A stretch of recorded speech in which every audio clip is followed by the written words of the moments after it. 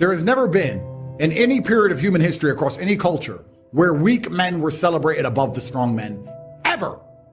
It has never been respected. It has never been good, ever. And you're choosing that team. Why? Because you're tired, because you're lazy. What does that tell me about you? People come to me all the time with business proposals, not understanding that once I see they're fat, I don't want to talk to them. I don't care how good your idea is. I don't care how smart you think you are. You're fat. You're allowed to be fat if you're old. You're a young fat man. You can't be trusted. How can I trust you with my money if you can't stop putting hot dogs in your own face? If you cannot resist ice cream, you're not trustworthy. How are you going to run a business if you can't run on a treadmill? And the worst thing is these people are prepared to live this way. Anything it takes to avoid the hard work. All the slander, all the jokes, all the bad impressions they give, anything it takes to avoid the hard work. And you come to me to motivate you. Can I motivate losers like that? What do you want me to say? I gave you a guaranteed win. I gave you a way to make the money.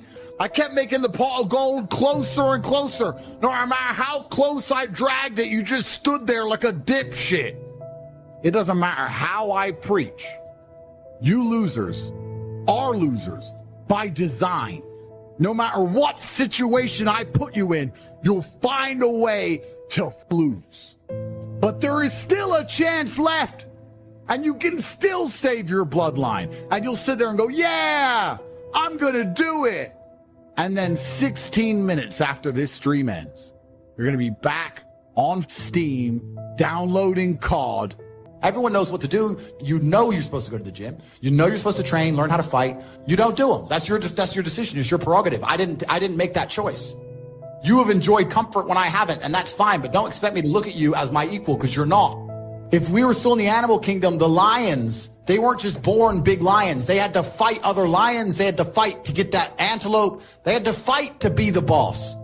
We live in a comfortable world now where people think, oh, it doesn't matter. It doesn't matter. But you know what? To some degree, it does matter. Maybe all the poor people who go, I don't want to be poor, I've tried hard, are... It's very hard to inspire people to take initiative to save themselves. It's incredible. From my position, I can extrapolate out my massive influence, and I can say, well, in my position, surely when I say do something, millions of people should do it. And they do. That's why I'm so monumentally influential. But there's also millions of people who don't. Why? When they know that it's going to work. Some people are just born to lose.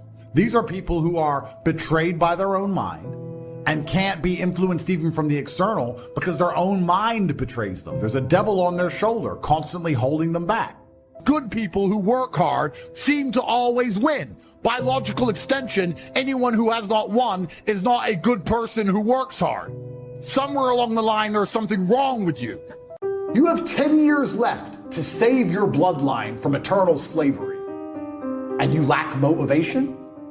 You are born to lose. All of your ancestors who fought saber-toothed tigers should have just laid down and died.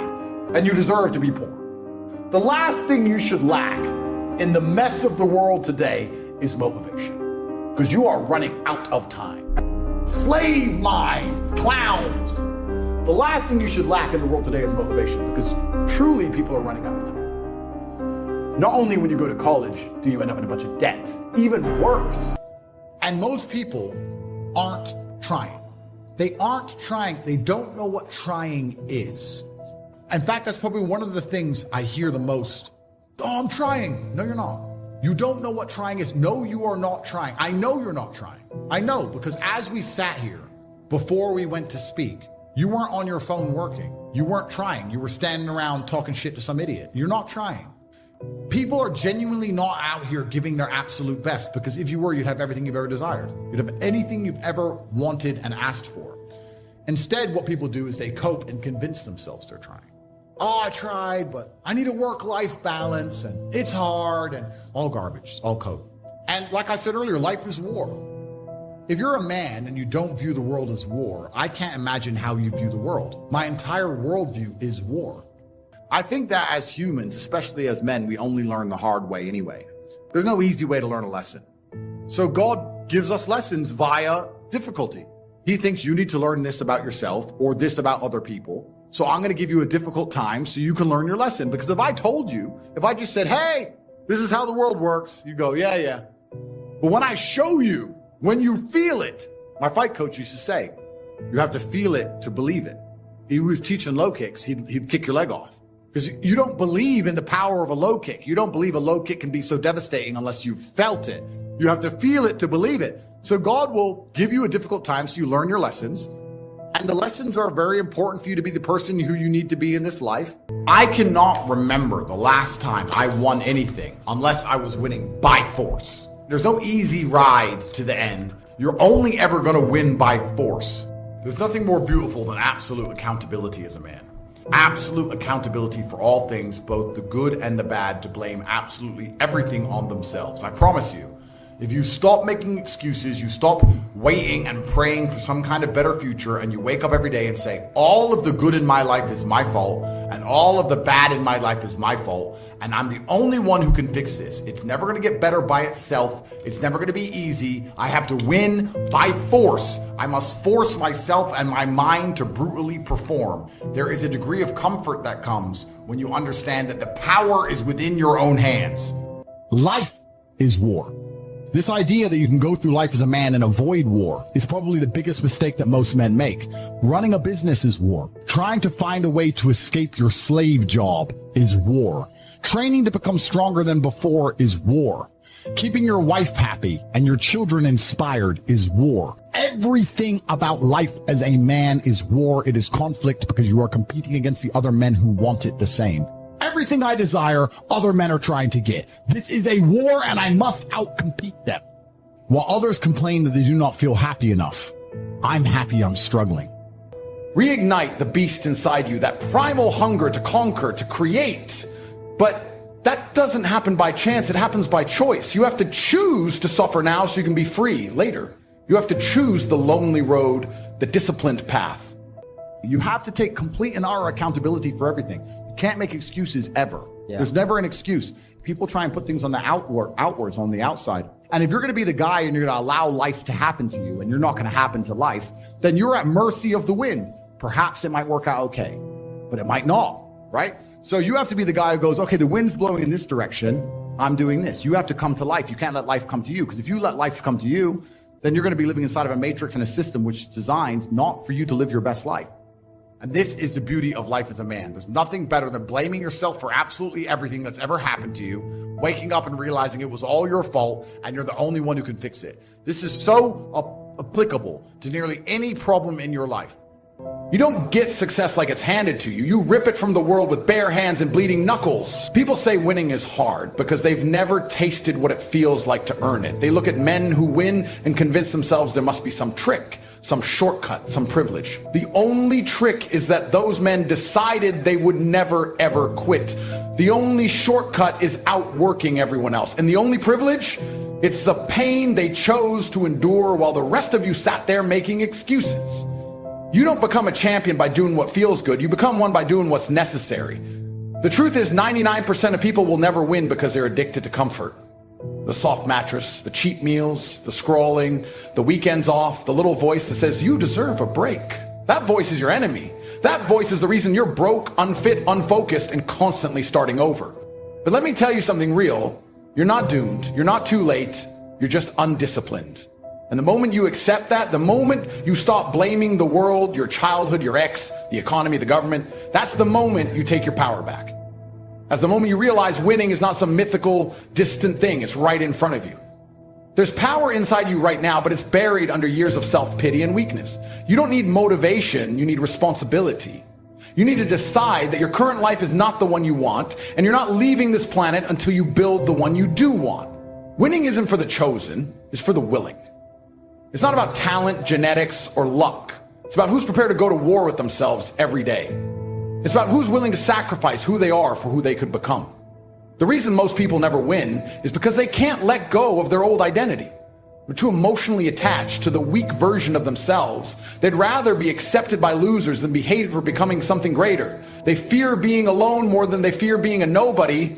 But here's the truth no one wants to say. To become a winner, you've got to become someone new. And that process, it's violent. It's lonely. But it's also glorious. Because once you start stacking wins, once you start keeping promises to yourself, once you start looking in the mirror and respecting what you see, that's when your energy shifts. That's when people notice something different in your eyes. You're not supposed to stay down. You're supposed to get angry. Angry at how average you've allowed yourself to become. Angry at the lies you've told yourself. Angry enough to finally make a decision. A real decision, not a wish, not a New Year's resolution, not a temporary phase. A real commitment. Winning becomes easy when losing becomes unbearable. When you finally say, enough. I'm done with mediocrity. I'm done being just another name no one remembers. You think you're tired now. Try spending your whole life wondering what could have been. That's real exhaustion. Waking up at 50 with a body that's weak, a mind that's foggy, and a heart full of regret. So here's the deal. You want to win? Then make a vow right now. A sacred internal contract. No one else has to see it. No one else even has to believe in you, but you must believe in yourself so obsessively, so ruthlessly, that quitting is no longer an option. And every time that voice of doubt shows up, you remind it who runs this life. You do.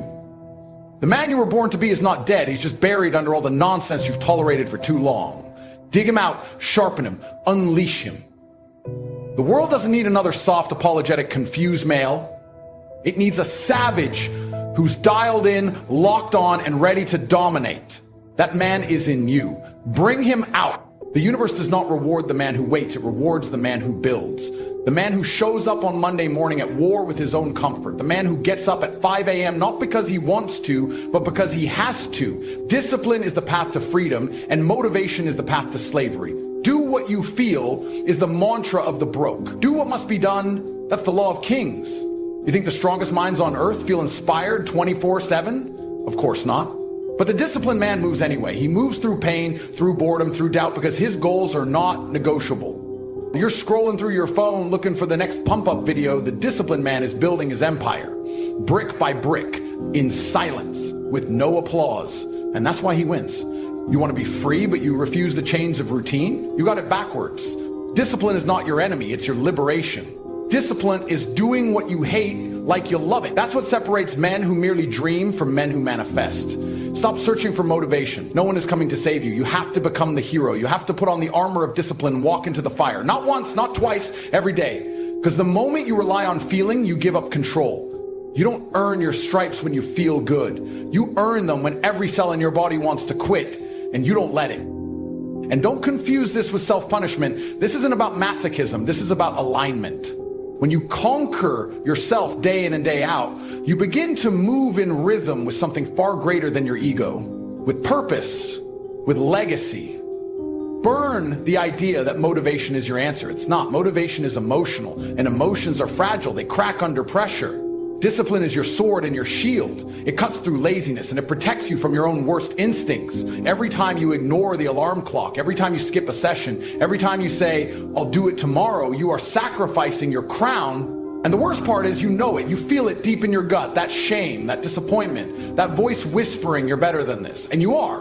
But you'll never see that better version of yourself until you kill the part of you that keeps waiting for motivation to save you. Only discipline can. When your feelings betray you, your discipline becomes your only ally. That single day, that small decision created a ripple effect. Because discipline is compound interest for the soul. Every rep you push through, every action you take when you're tired, every time you honor your word in silence, it all stacks. You see, people romanticize motivation because it's easy, it's sexy. It feels good to be pumped up by music and flashy edits.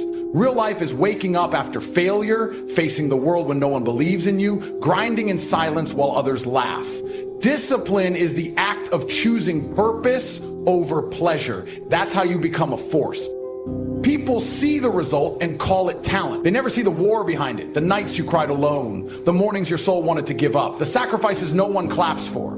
You want to live with power? You build it, you earn it. You forge it in silence when no one is watching, and especially when you don't feel like it. Every time you say yes to action when your body begs for rest, you reclaim your soul from the modern world's distraction. You're not supposed to be comfortable. You were never evolved to be comfortable. You're supposed to be uncomfortable. You don't deserve comfort until you've earned the right to rest. And most men, they rest before they fought. They look for balance when they haven't earned imbalance. But if you truly want to win, if you want to feel like a king in a world full of slaves, you got to suffer properly first. You got to go through hell and smile while you're there. Because that smile, forged in chaos, that's what builds unshakable confidence. That's what makes you bulletproof. How many days have you wasted this year? How many hours did you give to distractions, to comfort, to nonsense? You say you want success, but you don't act like your life depends on it. And here's the twist, it does. Every moment you delay becoming the man you're supposed to be, you betray your future. You betray the woman who deserves a real man beside her. You think you're just skipping a workout? No. You're teaching your soul that quitting is acceptable. Every skipped rep is a signal. Every snoozed alarm is a surrender. You're not resting, you're rehearsing failure. But I'm not here to bury you. No matter how deep you've sunk, the climb out is possible. It won't be easy, but it will be worth it. The pain you feel transforming your life is the tax you pay to escape hell. Because once you accept you're the villain in your own story, you also realize you're the only one who can flip the script. No one's coming. Not your parents, not your friends, not some guru online promising you a path to greatness. It's just you, your hands, your brain, your will. When you carry yourself like someone who doesn't fold, people notice, opportunities show up. Not because the universe is magical, because people are drawn to strength. Not the fake kind, not puff chests and loud mouths, but silent, disciplined, consistent power. And here's the truth, you have to earn your peace. You don't deserve peace just for existing. And when you start moving with urgency, not tomorrow, today, time starts working for you instead of against you. People start respecting you. Doors start opening, not because the world changed, you did. You stopped sleepwalking through life and started acting like a man who knew the value of every single breath. So this is the part where you decide you can keep living like your time is infinite, chasing dopamine, avoiding challenge, pretending you're the exception, or you can wake up, because winning isn't about being special, it's about being serious. And if you haven't been serious about your life yet, then let this be the moment you snap out of it. You've got blood pumping, hands that work, eyes that see, and a mind that knows deep down you're meant for more. So what's your excuse? What story are you telling yourself that keeps you mediocre? You think the world cares about your pain? It doesn't. The truth is brutal. Your life is your fault. Every weakness, every failure, every missed opportunity, you had a hand in it. And that's good, because it means you also have the power to change it. You need to understand that the man you dream about being is real, not in some fantasy land, but in this reality. And he's not built in a single day of hype. He's built in the mornings when you get up with no energy and still train. He's forged in the nights when everyone else is relaxing and you're planning, building, grinding in silence. He's formed in rejection and discipline. The men who win, they're not lucky. They're not blessed with some magical gift. They're just willing to do what others aren't. They don't need approval. They don't wait for signs. They move. They decide. They act with intention while everyone else scrolls through noise. And when they fall, they don't whine, they don't blame, they adjust. You've got that same capacity, but you spend so long numbing your edge with distractions that you've forgotten how sharp you really are. And if you're sitting there waiting for clarity, waiting for motivation, waiting for a sign, this is it. This is the sign. Get up. Get focused. The man you're supposed to become is waiting, but he won't wait forever. You think you have time. That's your biggest mistake. You think you've got another year to figure it out, another month to get serious. That illusion is killing you slowly. Every second you waste pretending your life is on pause, the clock is not stopping. The universe doesn't care about your comfort. The world isn't holding your hand. You are running out of life. That's the truth no one tells you. One day you're going to wake up and realize you're not young anymore. Your knees creak, your back hurts, your friends are gone, your chances are gone. And worst of all, you'll realize you did that. Not the system, not your parents, not society, you. And that's the part that'll haunt you. Not the poverty, not the missed opportunities. The haunting part is knowing you could have been him, the version of you who made it, who had the money, the physique, the women, the freedom, and you threw him away for pleasure.